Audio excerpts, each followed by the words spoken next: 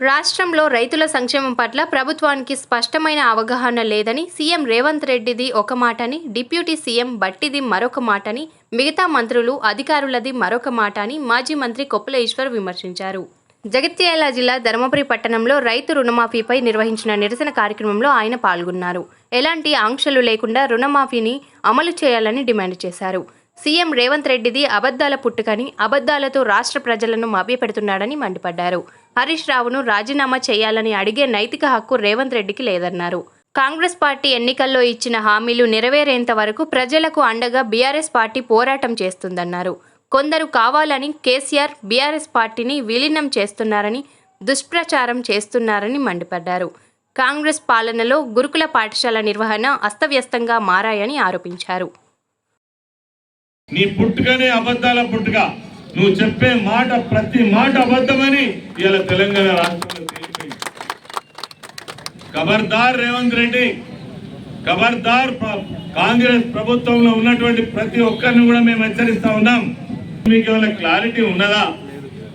అసలు రైతులు ఏం చేయదలుచుకున్నారు? మీరు ఇస్తారనే నమ్మకంతో బ్యాంకుల చుట్టూ తిరుగుతున్నారు. కలెక్టర్ ఆఫీస్ పోండి, ఎంఆర్ఓ ఆఫీస్ పోండి, ఎక్కడ పడితే అక్కడ పడికాపులు కాస్తుంటే కూడా ఈ ప్రభుత్వానికి రైతుల మీద దయలేని ప్రభుత్వం, నమ్మితే పుట్ట ముంచినటువంటి ప్రభుత్వం కాంగ్రెస్ ప్రభుత్వం. రేవంత్ రెడ్డి మాటలే ఇయ్యాలని కూడా 10 సంవత్సరాల అధికారం లేకుండా ఉన్నటువంటి కాంగ్రెస్ పార్టీ అధికారం కావాలని మాట్లాడుతున్నాం. అసలు రాజీనామా చేయవలసి వస్తే ఎవరు రాజీనామా చేయాలో నేను చెప్పుడు కాదు, రైతు లోకం చెప్తారు. ఎవరు చేయాలి రాజీనామా చేయాలంటే? ఎవరు చేయాలి రాజీనామా అంటూ చేయవలసి వస్తే రేవంత్ రెడ్డి ముఖ్యమంత్రి పదవికి రాజీనామా చేయాలి. ఎందుకంటే రైతులకు క్షమాపణ చెప్పి 2 చెంపలు గట్టిగా వేసుకొని నువ్వు రాజీనామా చేయాలి, హరీష్ రావు గారు కాదు.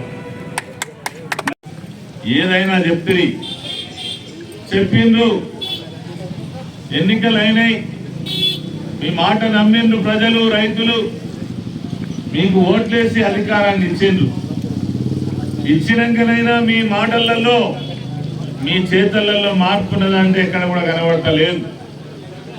అవే అబద్ధాలు, అవే మోసపూరిత మాటలు, అవే డొంక తిరుగుడు మాటలు.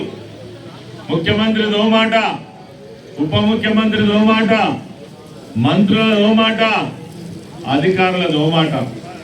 రైతులు ఇలా గందరగోళ పరిస్థితులలో ఉన్నారు.